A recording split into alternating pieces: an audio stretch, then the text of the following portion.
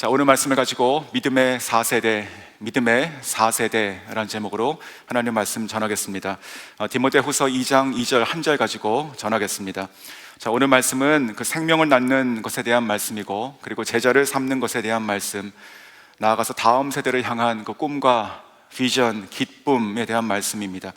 오늘 이 자리에 계신 모든 한 분 한 분에 대한 하나님의 말씀이시고, 또 지금 우리 눈에 보이지 않는 더 많은 수많은 우리들의 미래의 그 성도들, 우리의 자녀들, 자손들을 향한 말씀입니다. 하나님의 놀라우신 꿈이고 비전이라고 믿습니다. 이 시간 성령께서 이 시간을 복되게 해주셔서 전하는 자의 부족함을 감춰주시고, 이 짧은 한 30분의 시간을 통해서 우리가 함께 30년의 인생을, 우리들의 미래를, 앞날을 바라볼 수 있게 해주시기를 간절히 소원합니다. 오늘 제목처럼 정말 믿음의 4세대가 우리 지금부터 또 앞으로 영원히 선포될 것이며, 그것을 이루실 하나님을 송축합니다.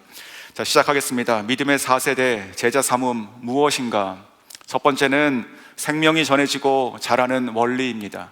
생명이 전해지고 자라는 원리이다. 자, 생명이 있는 것은 자라게 됩니다. 그리고 반드시 성장합니다. 배가 합니다. 낳고 또 낳고 또 낳는 것이 이어지는 것이죠. 자, 생명이 자라는 것을 보면, 생명이 자라나는 것을 보면 우리도 모르게 기쁨과 그리고 희망을 갖게 됩니다.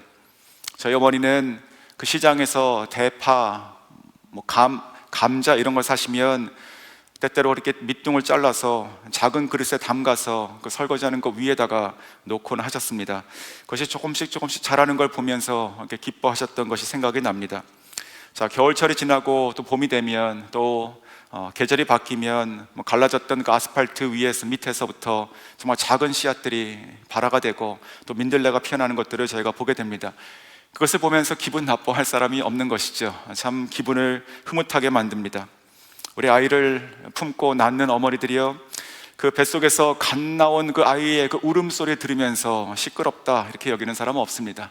기쁜 것이죠. 눈살을 찌푸리는 사람 없고 활짝 웃게 됩니다. 바로 생명이라는 것, 그리고 생명이 자른다는 것, 경이로운 것이고 기쁨이 되는 것입니다.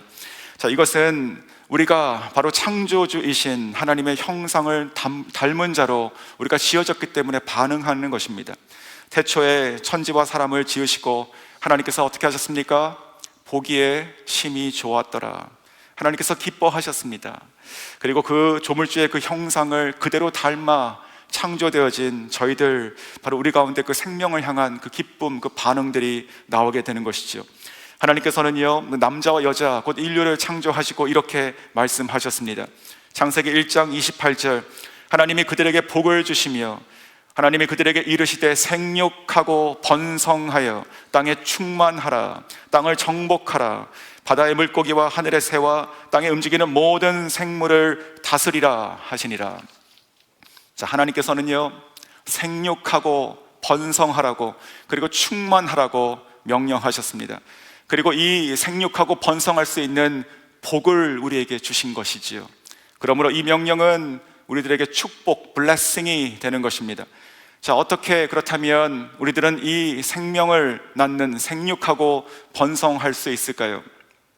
자, 우리들은요, 세상에 아무리 경이롭고 아름다운 많은 자연물이 있다 한들 가령 우리가 사과를 열매 맺음으로 우리가 생명을 번성하지 않습니다. 우리가 아무리 동물을 기어한들 우리가 개를 낳고 기르는 것으로 사람이 배가가 되지 않습니다. 너무 당연한 말이죠. 우리들은요, 하나님의 형상으로 창조되었죠. 그 사람, 그 영혼이 나아지는 것을 통해서, 그 영혼을 낳는 것을 통해서, 제자 삼는 것을 통해서 우리는 생육하고 번성하는 축복을 누리게 되는 것입니다. 자, 오늘 본문이 디모데후서 2장 2절 말씀이었습니다. 내가 많은 증인 앞에서 나에게 들은 바를 충성된 사람들에게 부탁하라. 그들이 또 다른 사람들을 가르칠 수 있으리라.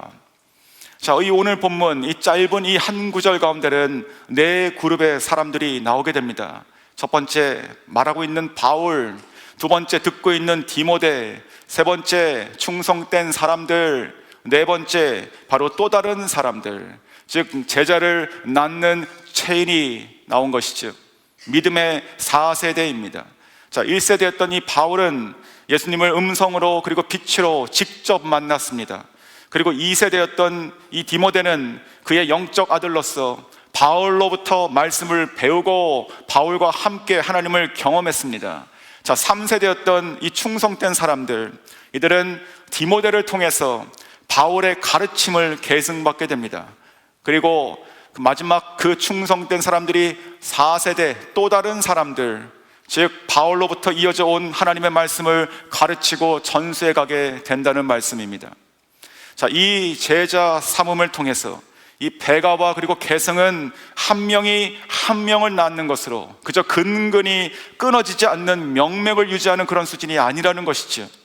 한 명이 하나님의 생명의 말씀에 그 씨앗을 받아서 싹을 틔우고 점점 자라서 큰 나무와 같이 된다는 말씀입니다. 수많은 열매를 맺게 되는 것이지요. 즉 배가의 열매입니다. 자, 하나님의 약속의 말씀이 한 사람에게 떨어져서 그 배에서 그 생수가 터져 나올 때 시내가 되고 강이 되고 흘러서 바다가 되는 것 같은 그런 차원의 성장이요 배가의 말씀입니다.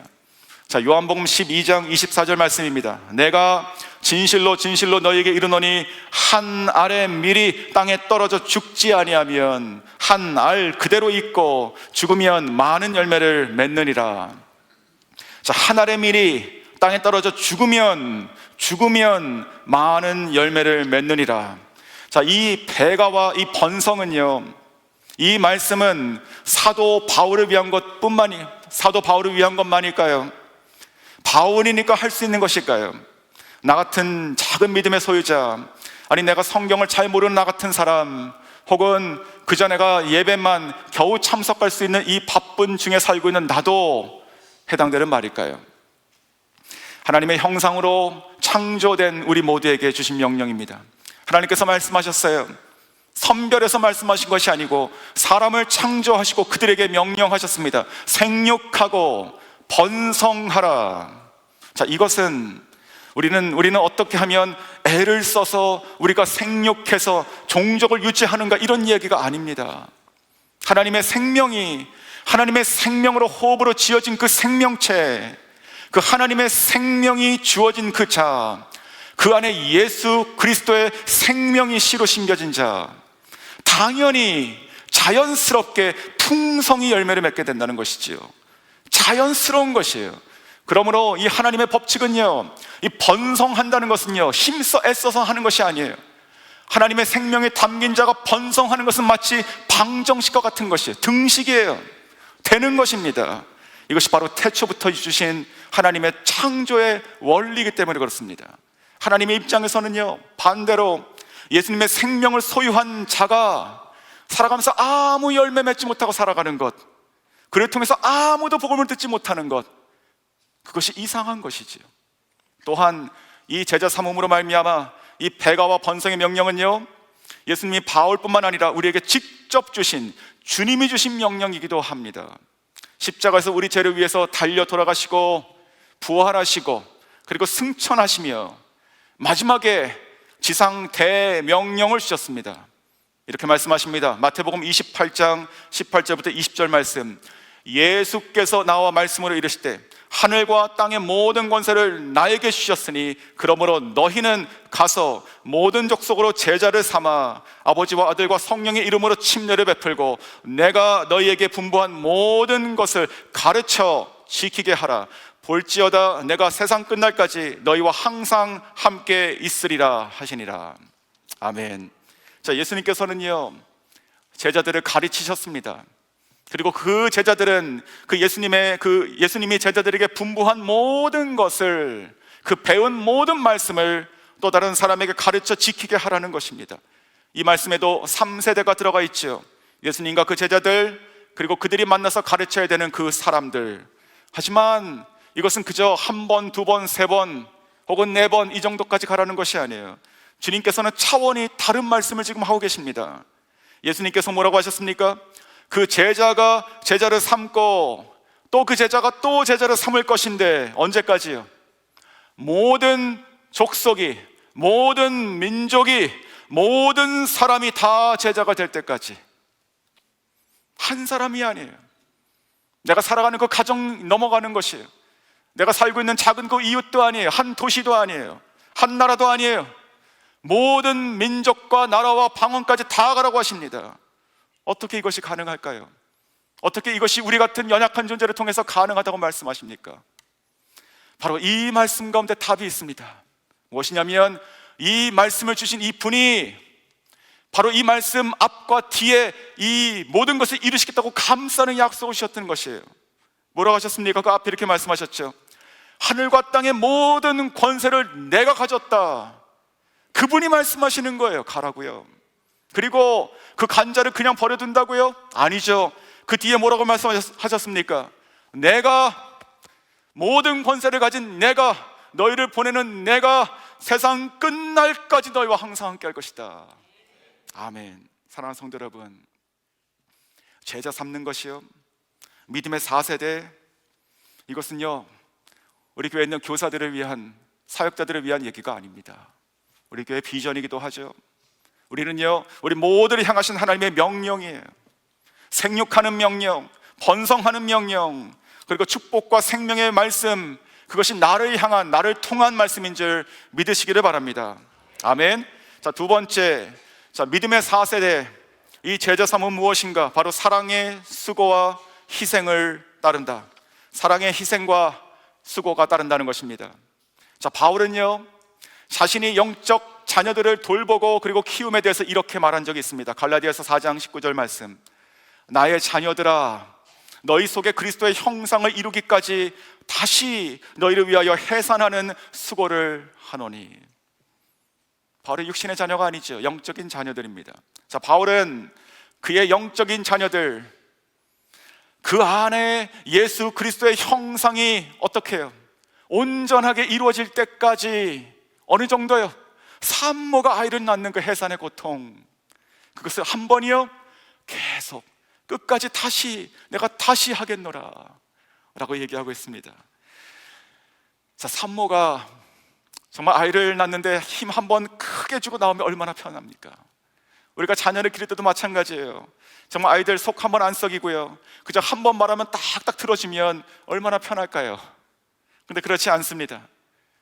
육신의 자녀이건 영적인 자녀이건 똑같습니다. 우리가 낳고 복음으로 낳고 그리고 돌보고 그리고 일으켜 세우는 데는 많은 시간이 필요한 것이고, 그리고 사랑의 수고와 헌신, 땀과 눈물이 요구됩니다. 자, 어떤 수고가 필요할 것일까요? 오늘 본문 다시 볼까요? 디모데후서 2장 2절 전반부에 이렇게 말씀하셨습니다. 또 내가 많은 증인 앞에서 내게 들은 말을 충성된 사람들에게 부탁하라. 자, 먼저 1세대였던 이 바울이요, 내가, 즉 바울, 자, 이 시점에서 내가 말씀과 기도로 말미암아 하나님과 예수님을 믿고 잘 아는 자로 서야 됩니다. 내가 먼저 서야 되는 것이에요. 자, 이 본문에서 바울은 디모데에게 무엇을 다른 사람에게 부탁하라고 하고 있습니까? 내게 들은 바, 나에게 들은 바를 하라고 하고 있습니다. 즉, 내가 지금 다른 사람들에게 하나님을 가르치려면요, 내가 먼저 그 하나님 말씀 가운데 잘 알아야 돼요. 내가 먼저 그 제대로 정확하게 이해한 후에야 다른 사람을 정확하게 가르칠 수가 있게 되는 것입니다. 누군가에게 내가 잘 아는 사람을 설명하는 것은 쉬운 일입니다. 하지만 내가 알지 못하는 것, 내가 보지 못한 것, 내가 한 번도 경험하지 못한 것을 설명하는 것은 참으로 어려운 것이고 할 수가 없는 것입니다. 그렇지 않습니까? 자, 두 번째로 이 1세대인 내가 지금 인내와 사랑 그리고 희생으로 다음 세대를 가르치는 본이 된다고 얘기하고 있습니다. 나에게 들은 것을 너도 본이 되는 것이죠. 자, 바울은요 이 영적 이 아들이었던 이 디모데에게 내게 들은 바를 다른 사람에게 또 가르치라고 얘기하고 있는데 어떻게 가르쳤을까요? 요즘 우리가 많은 것을 보면 뭐 멘토링이다 아니면 코칭이다 이거 하는 많은 그런 강좌들이 많이 있습니다. 온라인으로 아니면 모여서 한 달에 한 번씩 정기적으로 모여서 상황들을 듣고요, 그리고 컨설팅을 해주고 합니다. 바울이 디모데를 그렇게 가르쳤을까요? 바울이 가끔 가다가 그냥 전후 좌우 잘 모르고 그냥 한 말 듣고 즉각적으로 판단해가지고 코칭했을까요? 아니죠.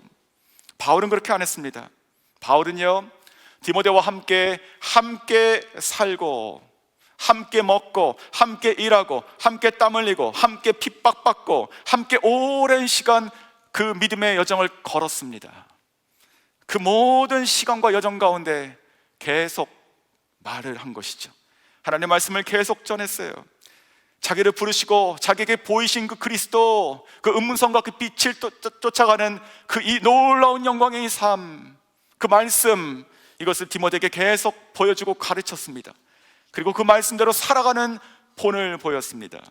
생생하게 그도 나처럼 주님을 만나서 경험할 수 있기를 소원하고 이렇게 했습니다.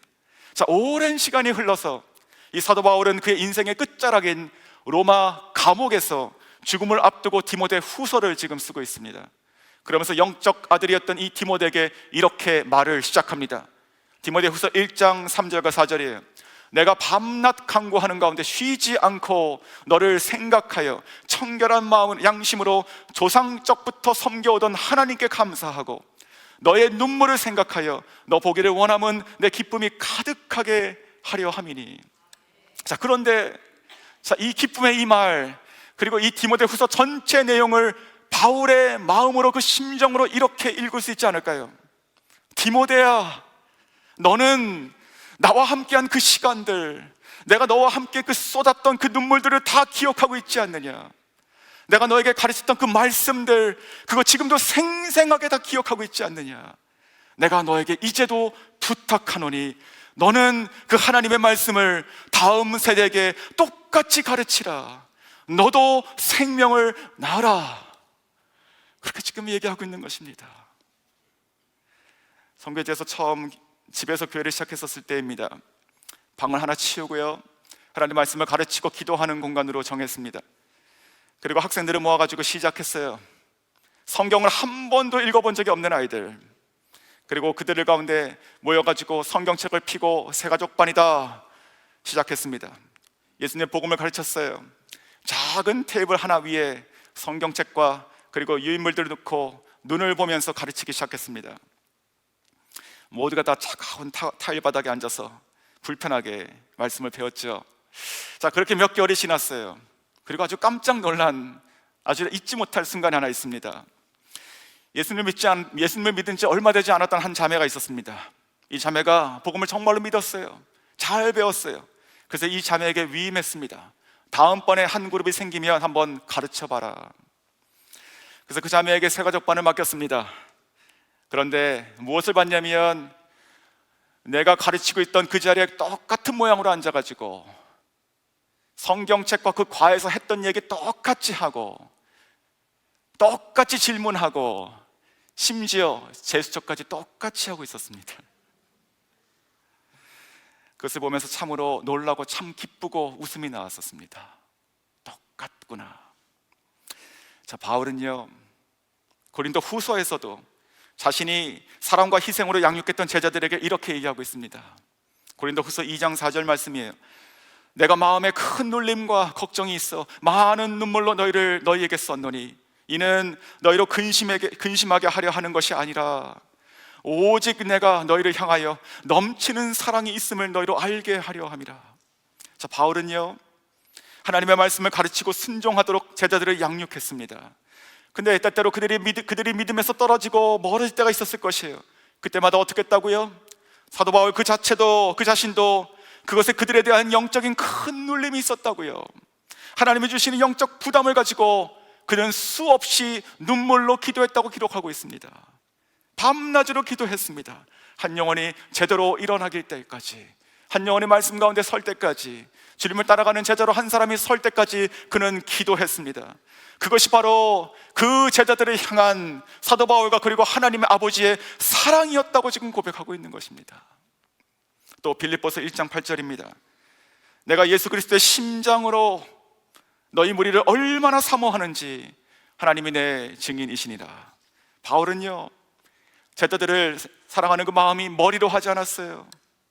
자기 경험으로 판단하는 것이 아니었습니다. 뭐로 했습니까? 그리스도의 심장으로요. 그리스도의 심장으로 한 영혼을 사랑했습니다.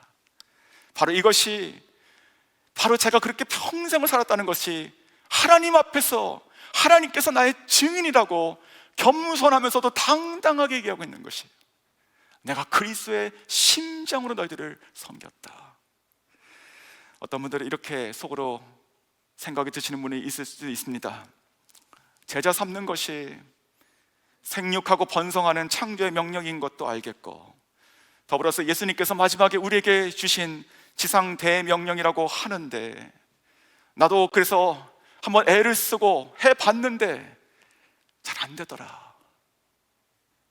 나는 전도도 못하겠고 성격도 소심하고 말씀을 가르치는 배경도 없고 나는 할 수 없을 것 같습니다. 자, 물론 예수님께서는요, 이 예수님에 대한 복음을 믿지 않는 자들에게 전하고 그리고 하나님의 말씀을 가르치는 것은, 이 제자 삼는 것은 정말 핵심 사역인데, 저희 교회는 수많은 정말 예수 그리스도의 그 마음과 생명을 나눌 수 있는 정말 전도자들, 그리고 이 하나님의 말씀을 가르치고 사람을 세울 수 있는 무수한 교사들이 일어나야 되는 것이죠. 그러나 전도자가 아니면 우리가 교사가 아니라면 제자 삼는 일은 나와 관계가 없는 것입니까? 내가 할 수 없는 것입니까? 영원히? 정말로 영원히 못할 것이에요? 아니죠. 아닙니다. 제자 삼는 것은요, 내가 뭔가를 다 갖추고 준비돼가지고 완전하게 시작되는 것이 아니에요. 관심으로부터 시작합니다. 관심. 이것이 하나님의 사랑으로부터 기인되는 것이고 생명이기 때문에 그래요. 우리가 누군가를 향해서 관심, 이것이 시작입니다. 내 주변의 가족들, 그리고 지인들, 이웃들, 그들을 바라보는 관심부터 시작되는 것이에요. 빌립보서 2장 4절에 이렇게 말씀하십니다. 각각 자기 일을 돌볼 뿐더러 또한 각각 다른 사람들의 일을 돌보아 나의 기쁨을 충만하게 하라. 자, 우리 아이들이 학교를 다니시는 분이 있다면 그 학교에서 만나는 학부모들 가운데 그리스도의 복음이 필요한 자가 있지 않는가? 이것은 단순히 교회 나가세요 안 나가세요 이 문제가 아니죠. 더 큰 것이에요. 그리스도의 복음이 필요한 자가 있지 않는가, 메마른 심령이 있지 않는가 보셔야 됩니다. 또한 내 주변에 있는, 내 앞에 옆에 살고 있는 그 이웃들을 만나면서 그들 가운데 복음이 있는가? 또는 오늘 이 아침에 나오시면서 몇 분과 인사하지 않았겠습니까? 바로 내 옆에 있는 이 성도님, 혹시 이분 얼굴 오늘 좋아 보였습니까? 혹시 근심 있는 분 계셨습니까? 바로 그런 분들입니다. 하나님의 말씀과 사랑과 위로가 필요한 분들이요. 자, 이런 것은 가십을 위한 것이 아니에요. 이것은 그냥 내 호기심, 그냥 내가 누군가 뭔가를 알고 싶다는 그 호기심, 이것도 아니에요. 이것은 예수님의 사랑에서 나오는 것입니다. 예수님의 사랑에서 나오는 이 작은 관심이 그 영혼을 품고 기도하고 말씀으로 세우는 시작이 된다는 것이죠. 만약 누군가 떠오르는 분이 있다면 기도를 시작해 보시기 원합니다. 하나님께 기도해 보십시오. 이렇게 기도하지 마십시오. 하나님, 이 사람 예수 믿어야 됩니다. 그렇게 하지 마시고요, 하나님, 이 영혼을 향하신 하나님의 아버지의 마음이 무엇입니까? 나에게 알려주십시오. 하나님, 이 영혼을 향해서 내가 순종하기를 원하시는 것이 있습니까? 알려주십시오.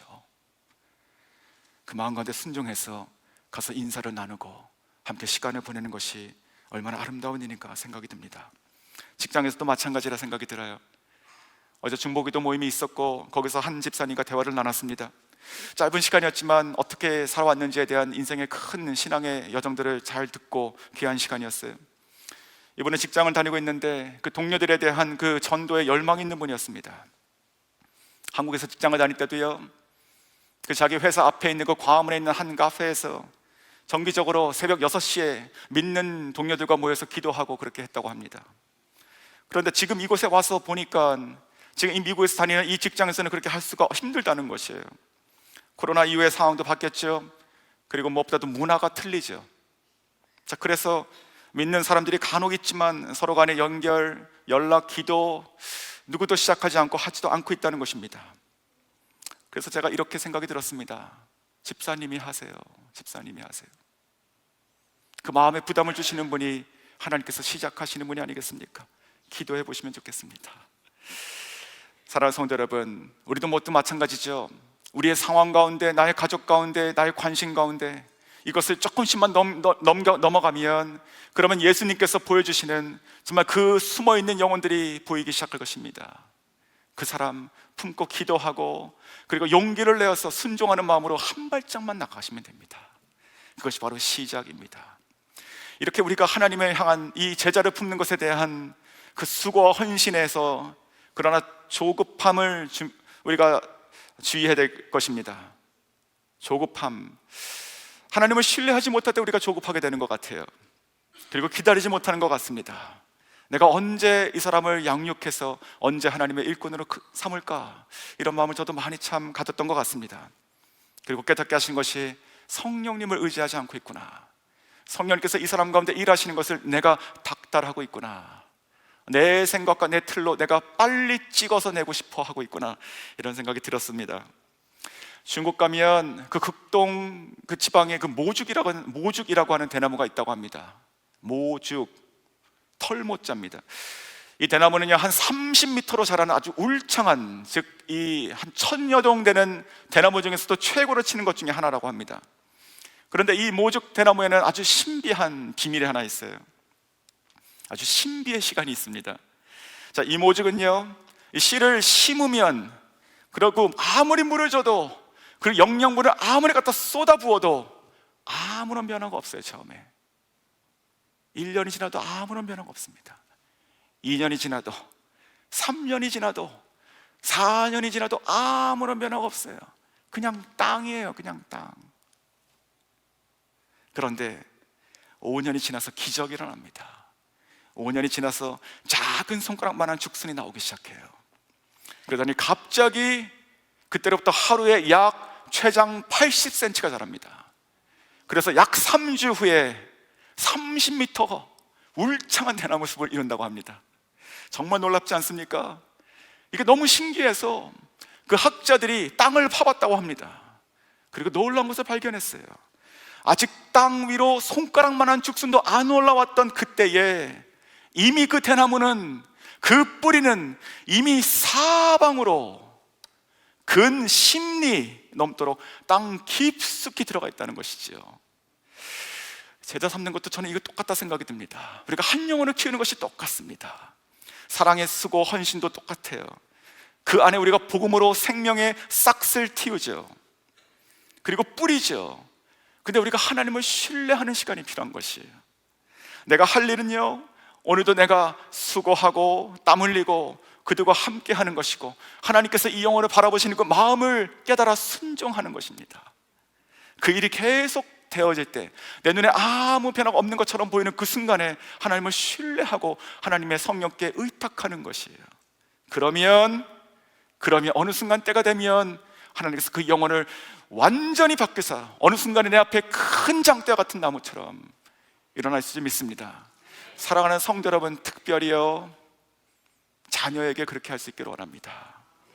자녀를 하나님께 정말로 맡겨드리고 하나님께서 키우시는 인생으로 정말로 고백할 수 있기를 주의 이름으로 축원합니다.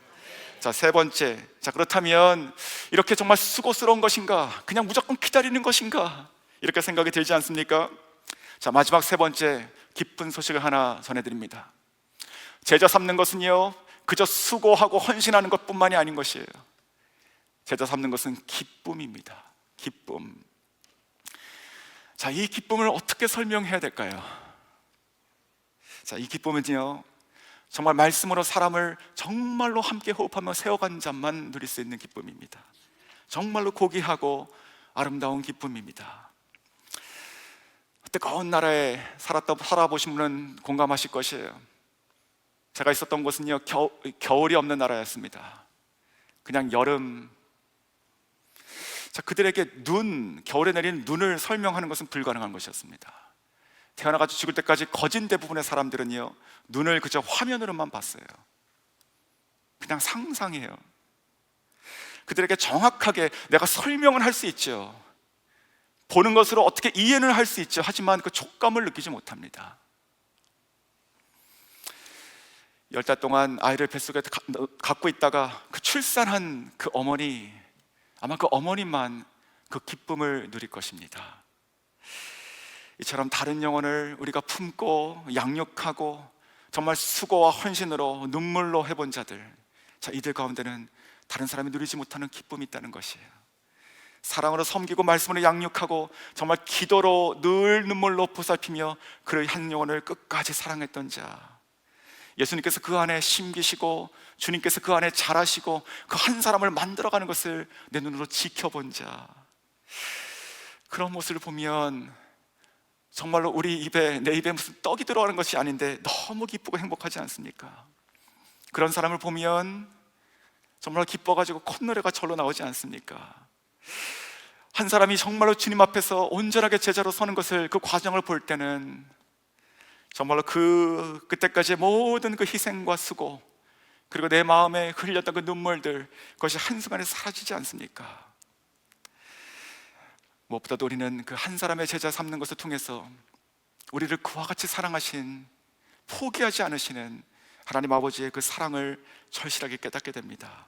우리를 먼저 사랑하시고 이 땅에 오셔서 우리의 죄를 위하여 죽으심으로 일방적으로 끝까지 사랑하셨던 그 예수 그리스도의 사랑을, 그 주님의 마음을 우리가 조금이라도 한 영혼과 함께 배워갈 수 있게 되는 것이죠. 자, 바울은요, 제자 삼는 기쁨에 대해서 이렇게 말하고 있습니다. 디모데전서 4장 13절이에요. 내가 이를 때까지 읽는 것과 권하는 것과 가르치는 것에 전념하라. 디모데전서 4장 16절에 이렇게 말씀하십니다. 너가 너 자신과 가르침을 살펴서 이 일을 계속하라. 이것을 행함으로써 너 자신과 내게 들은 자를 구원하리라. 자, 이 말씀이요, 지금 이 사역을 다 거짓 마치고 나이가 들었던 이 바울은 자기 삶을 돌아보면서 자기가 지금 디모데를 제자 삼고 양육했던 것이 지긋지긋했다라고 얘기하고 있습니까? 이제는 됐다라고 얘기하고 있어요? 너무 힘들었다고 얘기하고 있습니까? 아니죠. 반대입니다. 자, 저 이렇게 말을 들어보십시오. 디모데야, 내가 제자를 삼고 살아보니까 정말 이보다 더 가치 있는 일이 없었다. 너는 이 일을 끊임없이 너도 계속하라. 너가 계속 말씀을 읽고 계속 가르치는 일에 너의 모든 것을 쏟아 전념하라. 이것을 통해서 너와 이 말씀을 듣는 모든 자를 구원하게 될 것이다. 자, 이 확신과 기쁨을 가지고 권면하고 있는 것이죠. 데살로니가전서 2장 19절과 20절 말씀도 이렇습니다. 우리의 소망이나 기쁨이나 자랑의 면류관이 무엇이냐? 그가 강림하실 때 우리 주 예수 앞에 너희가 아니냐? 너희가 우리의 영광이요 기쁨이라. 자, 이 말씀 잘 보십시오. 바울은요, 자신이 지금 사랑으로 낳고 그리고 키운 제자들이 예수님께서 다시 오실 때 자랑스럽게 올려질 자기의 면류관이라고 얘기하고 있습니다. 자기의 면류관이 사람이에요. 자신의 소망이요 영광이요 기쁨이라고 고백하고 있습니다. 하나님, 내가 이것도 했습니다. 내가 이만큼 했습니다가 아니라, 하나님, 내가 이 사람 하나님의 말씀을 전해서 세웠습니다. 이 사람에게 생명을 전해서 살게 했습니다. 하나님께 가져갈 면류관, 바로 너희다. 말씀으로 세운 제자들, 바로 하나님께 드려질 우리의 면류관인 것이죠. 나아가서 이 제자 삼는 기쁨은요, 천국까지 가져갈 영원한 기쁨입니다. 잠시의 기쁨이 아니에요. 이사야서 60장 4절과 5절 말씀입니다. 내 눈을 들어 사방을 보라. 무리가 다 모여 내게로 오느니라. 내 아들들은 먼 곳에서 오겠고 내 딸들은 안기어 올 것이라. 그때 내가 보고 기쁜 빛을 내며 내 마음이 놀라고 또 화창하리니. 자, 예수님께서 다시 오시고요, 우리가 다 천국 가서 그분을 다시 다 만날 것입니다. 우리가 만날 사람들, 우리가 다 섬겼던 모든 사람들 다 만날 것이에요. 그때 그곳에서 우리가 눈을 들어서 천국의 사방을 다 둘러보게 된다는 것입니다. 우리들의 자녀들, 영적 자녀들 뿐만 아니고 그들을 통해서 살아난 그들의 자녀들, 우리가 다 만나게 되는 것이에요. 아마 우리가 전혀 알지 못하는 처음 본 얼굴들이 와가지고 우리에게 이렇게 얘기할 것입니다. 감사합니다. 그때 이렇게 묻겠죠. 당신은 누구십니까? 저는 선생님께서 제자 삼으신 그 사람이 복음을 전해서 살아난 사람입니다. 자, 또 다른 사람이 와서 또 얘기할 것입니다. 감사합니다. 당신은 또 누굽니까? 저는 선생님께서 제자 삼은 그 사람이 제자 삼은 사람입니다. 사랑하는 성도 여러분, 이러한 수많은 사람들이요, 정말 이 수많은 사람들이 우리 가운데 오고 우리 가운데 보일 때 어떻게 된다고요? 내가 그것을 보고 마음이 기쁘고 빛이 있고 내 마음이 놀라고 내 마음이 화창하리라. 자, 이 기쁨 소유하고 싶지 않으십니까? 이 기쁨이 정말 힘겹고 이것이 고통스럽게 보이십니까? 아니면 정말 화창한 빛처럼 보이십니까?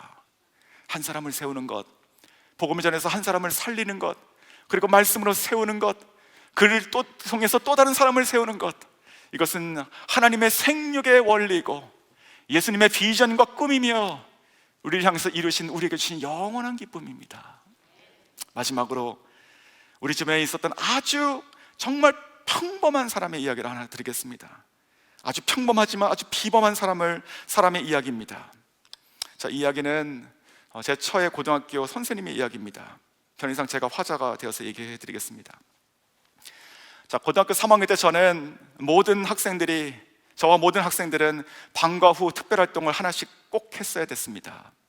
저는 원래 영화 감상반이나 기타반을 들고 싶었지만 자리가 없었고 마침 그때 새로 생겼던 크리스찬 동아리에 가입하게 되었습니다. 거기에 저의 사회문화 선생님이 계셨고, 그리고 저와 똑같은 3명의 여학생이 있었습니다. 사회문화 과목은 영어나 수학처럼 중요한 과목이 아니었습니다. 그 선생님은 키가 작은 분이었고 아주 마른 분이었고, 그리고 수업 시간에도 아주 작은 소리로 조근조근 말씀하시는 솔직히 재미도 없는 분이었습니다. 착하시고 좋으셨지만 그렇게 잘 가르치는 분도 아니었습니다. 저는 동아리에서 그 선생님과 1년 동안 성경 공부를 했고, 그리고 예배했고 함께 기도했습니다. 그리고 우리들은 그 가까운 장애인 시설에 찾아가서 그들을 목욕시키는 봉사도 같이 했습니다. 좋은 시간이었습니다. 그리고 진실된 마음으로 선생님들은 우리들에게 가르쳐 주셨습니다. 하지만 솔직히 어떤 강렬한 임팩트가 있던 시간은 아니었습니다. 저는 그렇게 고등학교 졸업했습니다. 그리고 대학에 가고 잊혀졌습니다. 대학교 4학년 때 모르는 번호로 전화를 받았습니다. 고등학교 후배였습니다. 나를 그 크리스찬 동아리 찬양 집회가 있으니 오라고 일기 선배들을 초청한다는 이야기였습니다. 수년 동안 잊고 지냈던 그 동아리의 소식을 듣고, 하지만 별 기대는 갖지 않고 가겠다고 대답했습니다. 그리고 오랜만에 그 학교 교정을 밟았습니다. 그 집회는 강당에서 있었습니다. 아무 생각 없이 그 강당문을 열고 들어갔을 때 저는 깜짝 놀랐습니다. 150명에서 한 200명 되는 학생들이 열정적으로 마음을 다해서 하나님을 찬양하고 있었습니다. 그 학교는 크리스찬 학교가 아니고 그냥 일반 공립학교였습니다. 그래서 어떻게 이런 일이 있었는지 알아봤습니다. 알고 보니까 제가 졸업한 후에 그 선생님께서 이끄시는 그 작은 크리스찬 동아리, 그곳에 학생들이 한 명씩 들어왔고 같이 말씀 받고 예배 받고, 그러면서 자발적으로 기도 모임이 시작됐고, 그리고 학생들은 점심시간에 음악실로 내려가서 찬양 부르기 시작했습니다.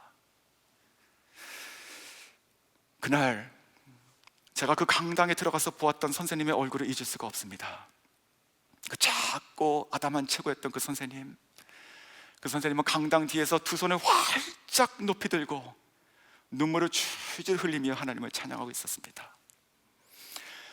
한 사람의 평범한 크리스찬, 그 선생님의 그 사랑과 기도의 헌신, 정말 한 영혼을 제자 삼는 그 수고, 마치 제 눈에는 하늘의 잔치가 이 땅에 내려와 있는 것 같았습니다.